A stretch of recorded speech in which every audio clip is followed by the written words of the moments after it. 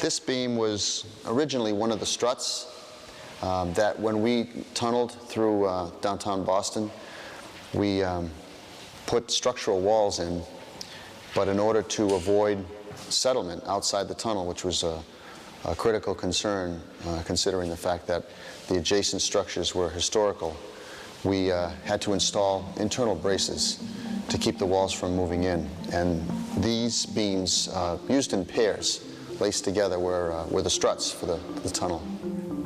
So we have this point where the beam runs through the wall. Obviously, it gets pretty cold, these parts, and outside the steel's going to cool down. We were afraid of the cold intruding right through the steel. So we tried to focus on heating the steel right at the wall interface, and that's what you can see with these raised panels on the webs. Behind those panels are loops of the radiant system that's also in the floors, and when the temperature outside gets below 40 degrees, there's a discrete circuit that turns on and it pushes hot water through those loops, and it heats the end of the steel beams. It was kind of a technical hurdle that we had to clear that became a kind of nice feature as well, since the beams will hold and heat energy for a long period of time. Due to the unique materials used for this size house, innovative solutions were a necessity. The beams not only hold up the structure and define its style, but heat the house as well. When we built the house, we had the entire steel support system built in a day, and we took 13 of these slabs and they became the floor of the house, and it took us 2 days to assemble those. So the whole house, the whole structure was basically complete in 3 days. We supersized the foundations to 4 foot square, and they go down and they sit on a slab of concrete that's 8 foot square and 2 foot thick. And that's sitting on solid rock, so there's zero chance that this house is going to settle. But it's a heck of a lot of weight. We calculate it to be about 500 tons, so it's about 1 million pounds. Well, my wife, Christina, is a water resources engineer, and as such, one of her main focuses was to reclaim water. And we have the Japanese garden on the roof of the garage. We thought that it would be best to collect the water from that garden. You put a waterproofing layer, as in any other roof, because you don't want to have leaks. But then, before putting your soil, you have to put a drainage layer that also filters the water, so it doesn't contain any type of suspended particles on it. And that water goes into a cistern, and then you just have to pump it back.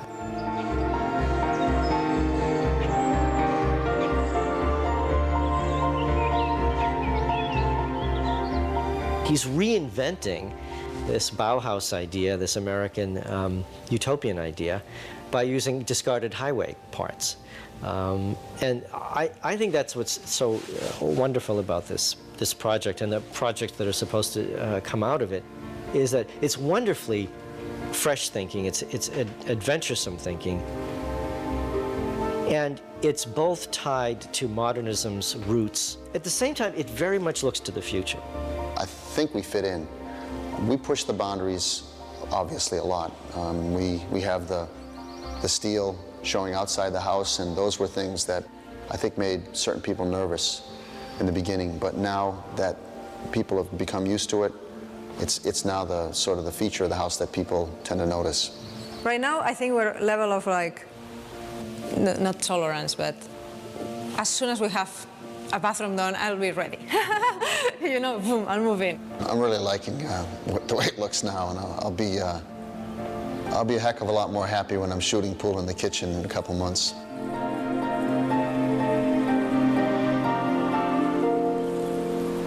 So much of smart growth and sustainable development is just about models and successful models, and then people can look at it and say, hey, that's pretty neat, that makes a lot of sense, and the next project is easier to do because of that. And that happens a lot in smart growth and green building, where it takes one project to sort of break the ice, and then after that it becomes suddenly, you know, more acceptable and indeed sought after. A couple of the neighbors were a little bit reserved in their comments, especially when in the beginning when it was big and ugly and there was a lot of steel and concrete showing. But they've all been incredibly supportive. But what's interesting to me is that a couple of the neighbors have actually come forth and asked if we could give them prices to build them a house. And I think that that's undoubtedly the best flattery one can get on a house like this. And we hope to do a much larger commercial project. And I think that's when the real notoriety will come. What are the possibilities for other discarded freeways, old bridges, and demolished overpasses? Is there a second life out there waiting for them? Will we be smart enough to recognize it? Metropolis started the Next Generation Design Competition in 2004, and John and Ginny Hong from Single Speed Design entered a housing project, actually a housing development, which is multiple housing, based on the raw materials that they have mined from the Big Dig.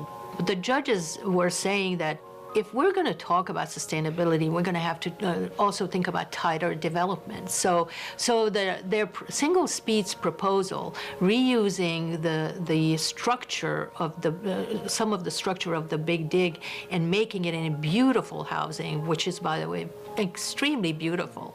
And that was so compelling to everyone that they just swept over every other project. And then so they won the $10,000 prize of that Metropolis offers to develop a big idea.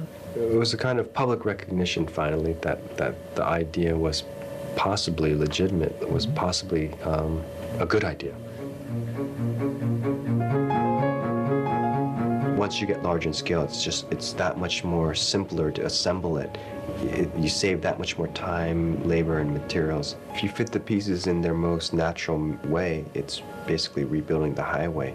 It's kind of that was one of the revelations, I think, in the project. We were trying to do so many things with it, and then we admitted, this thing is a highway. Let's just assemble it. And all of a sudden, it was curved, it was elegant.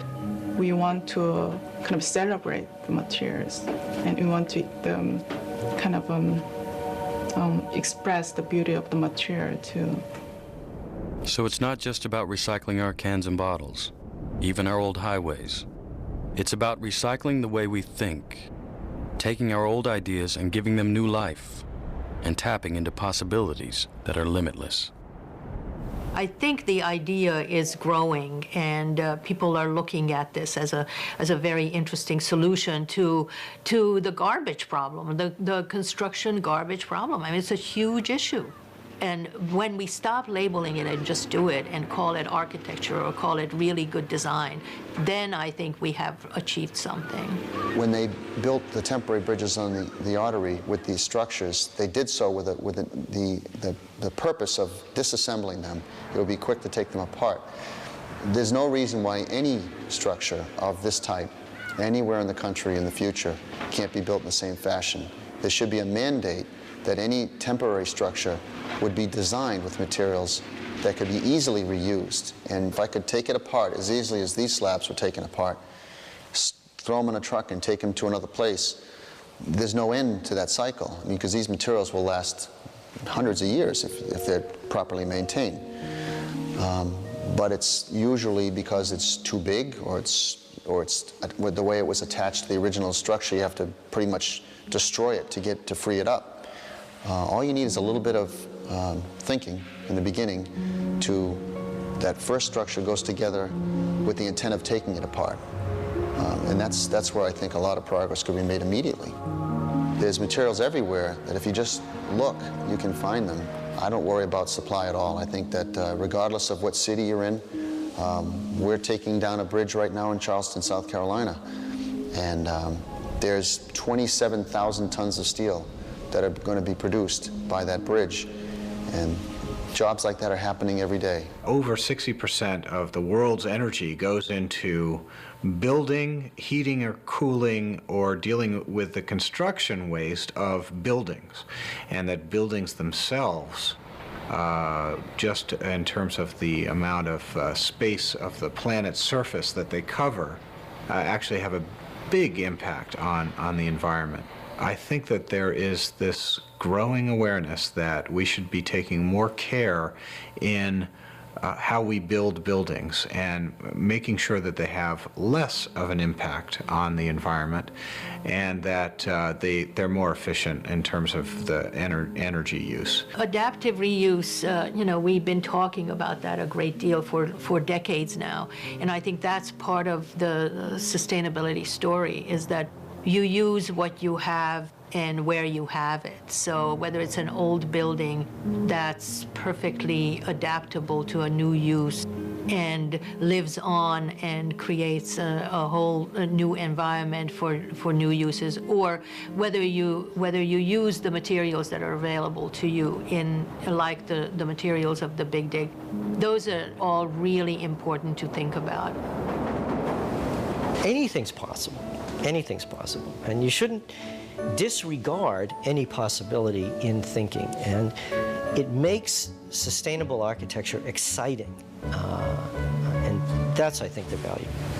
I think we enjoy the fact that people are excited about the house, but I think it's more important that people get behind the idea behind the house and start looking at the problem we have with all the waste that we're creating on projects like this, and come up with creative ways of reusing it. And since most of this construction is federally funded, I would think that the government would create a program, or could create a program, where that second use, which would be a permanent use, could be engineered into the job at the outset. And I think that our next move, aside from additional construction projects, is to foster some sort of engineering study that will encourage the government to set up a program like that.